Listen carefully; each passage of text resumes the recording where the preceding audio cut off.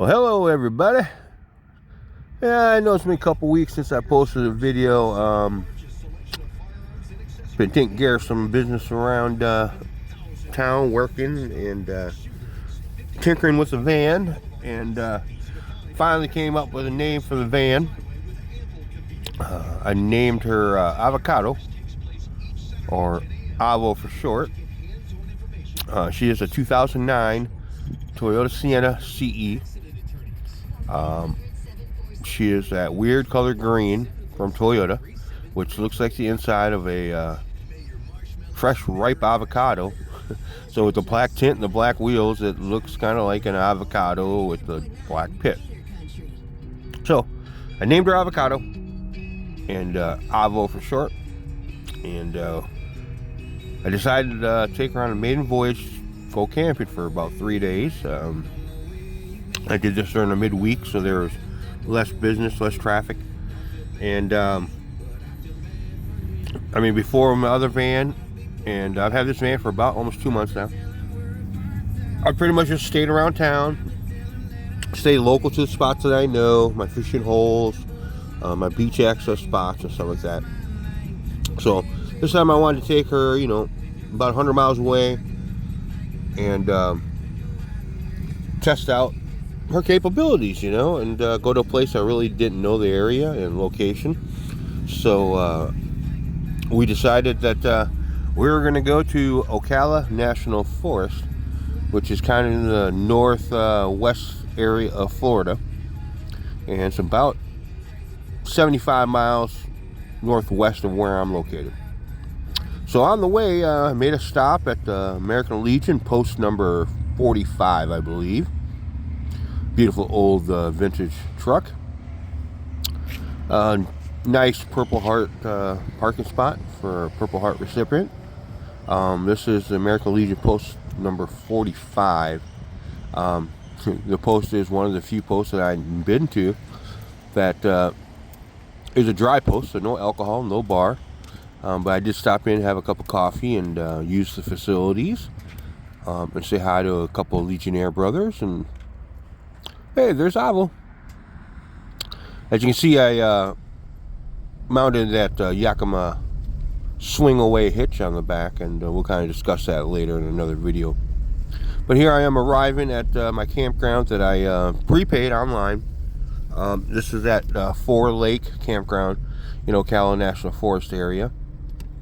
Now, this is me pulling up, just checking out a couple of the sites, arriving to the place, and we're going to walk down to the fishing pier a little bit later. But now this is the main general parking lot.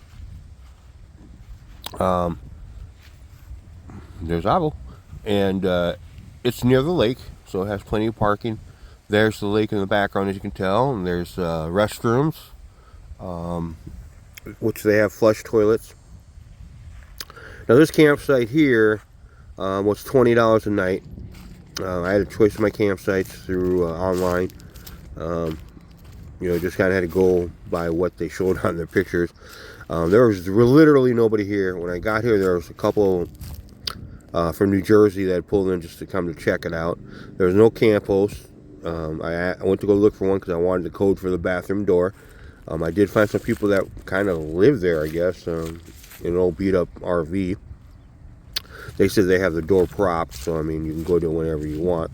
That wasn't a big issue for me because I did bring my own Lucy Lou and pop-up toilet. So, I didn't really want to use a flushable toilet. I wanted to try everything out, make sure everything that I got, like the horse bedding chips and everything, worked in the bag and so forth. This is me arriving at my site, and as you can see, there's a little tag that's reserved for me. The campsite is not too bad. I mean, there's your parking spot to the right, but since I'm staying in my van, I just parked the van in the middle. Campsite does it's fairly cleared out. It wasn't too bad. From some reviews I heard it was really overgrown. It wasn't too bad this time when I got there. I did buy a couple magnets from Harbor Freight and just some loose mosquito netting. and just stuck them over the window to see if it would work. And as you can tell, it kind of held up pretty good. And the edge of my door was actually magnetic, so I was able to put the netting on the door itself and be able to open and close it. These magnets were pretty good. They're 99 cents for a pair, so I'm going to buy plenty more because they come in really handy. But otherwise, the campsite, that's technically the parking spot for the car. It's got pretty flat ground. I mean, everything's pretty much there. That's the other side where I put the other netting. So I have a pretty good airflow going. Now, I tried some of these round magnets. They weren't as strong as those rectangular ones, so I will be buying more of the rectangular ones. Campground was fairly clean, but whoever was the last people here, you know, they left some trash. There's a swing away hitch. My refrigerator pulled out. Now I'm just running off that Blue Yeti. This place did come with a concrete pad and a picnic table. And like I said, the last people that stayed here threw all their trash in the fire pit. Now there's some trash screwed around, probably just from the wind before I got here. However, I did clean it up because there's your pole to hang your lantern. But there seemed to be trash. But literally right there, left of the van, about 10 feet away, are some bear-proof trash cans. I mean, they couldn't put it in a bag and just take it 10-15 feet. Which kind of surprised the hell out of me. So here I am walking down to the fishing pier. This is the only area on the lake where you're allowed to actually fish unless you're in a boat. Because a lot of the shoreline is it's pretty much covered and protected, you know, with the natural wildlife or natural foliage. So not too bad. I mean, I don't know what I'd fish out here for. I mean, I did see a lot of crappies or small fish when I was in the lake, so I'm sure there's plenty of fish in this lake. I don't think it gets fished a lot. There is a boat ramp just a little bit south of where I'm standing. I'll show that to you at the end of the video. But you can see there's a couple campgrounds over there. That one's not part of Ford Lake Campground. It belongs to another campground, so I don't know how to get there. But straight across is another campground. And then to the left is the beach access area, which is a roped off area, where I'll show you guys that a little bit later in another video.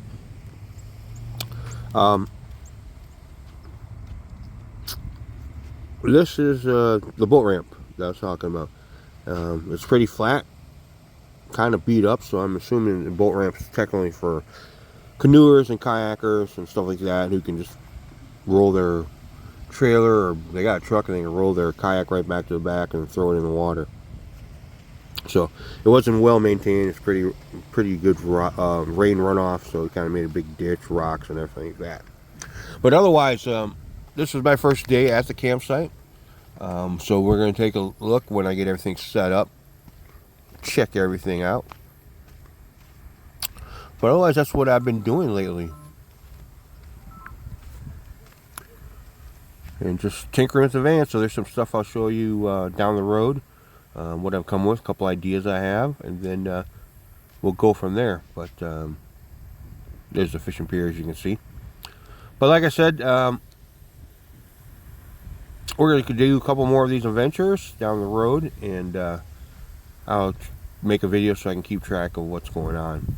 So right now, I'm going to pack up, go back to the campsite, and get everything set up. So once again, thanks for watching, guys, and like, and don't forget to subscribe. Thank you. Bye.